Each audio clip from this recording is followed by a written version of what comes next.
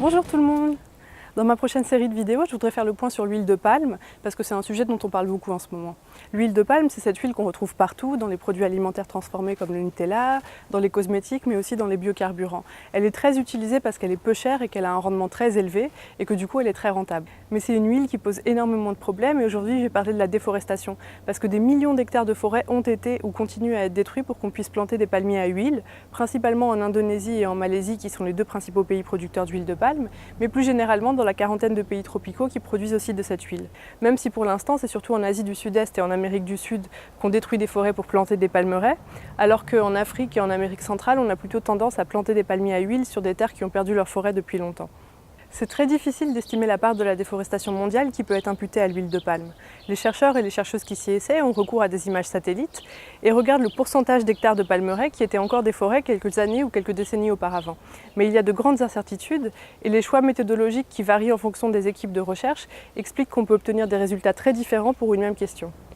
Par exemple, ces études s'intéressent uniquement aux grandes monocultures industrielles, mais il y a aussi des palmiers à huile qu'on ne peut pas repérer facilement sur les images satellites, soit parce qu'il s'agit de petites exploitations, soit parce que les palmiers se trouvent dans des concessions mixtes qui servent aussi à la production d'autres matières premières.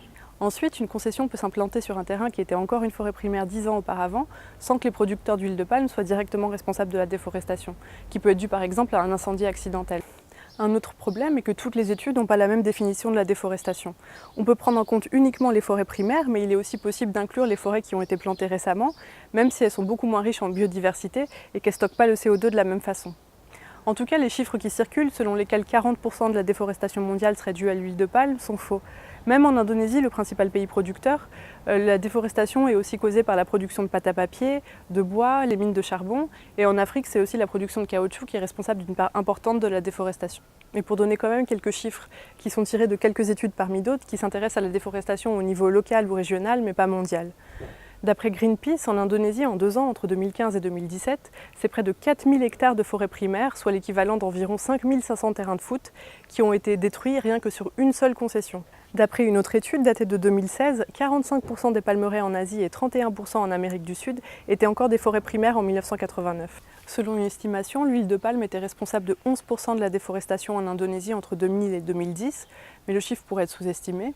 Et une autre étude calcule que sur l'île de Bornéo, qui est partagée principalement entre l'Indonésie et la Malaisie, la production d'huile de palme et dans une moindre mesure de pâte à papier serait responsable de 55 à 57% de la déforestation de l'île entre 2005 et 2016.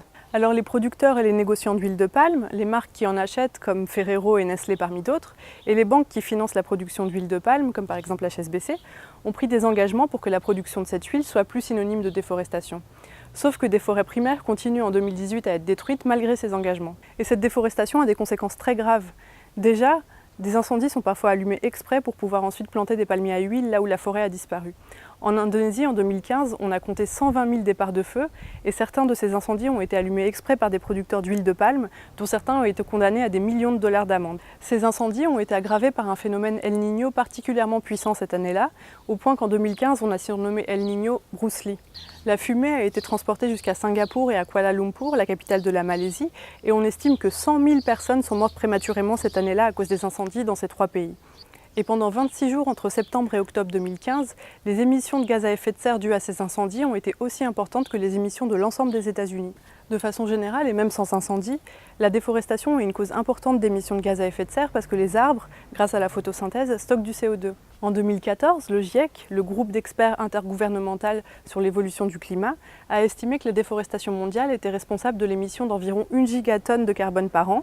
Et ça, c'est en prenant en compte la reforestation dans certaines régions du globe, sinon c'est plutôt 3 gigatonnes par an. Pour parvenir à limiter la hausse des températures à 2 degrés par rapport au 19e siècle d'ici 2100, le GIEC recommande de ne pas dépasser 1000 gigatonnes d'émissions d'ici la fin du siècle, c'est-à-dire environ 11,5 gigatonnes par an entre 2015 et 2100, tous secteurs confondus. Avec des émissions d'1 ou 3 gigatonnes par an selon le chiffre qu'on choisit, les conséquences climatiques de la déforestation mondiale ne sont pas négligeables et l'huile de palme constitue une part importante du problème. En plus, le GIEC aurait tendance à sous-estimer les risques liés au changement climatique.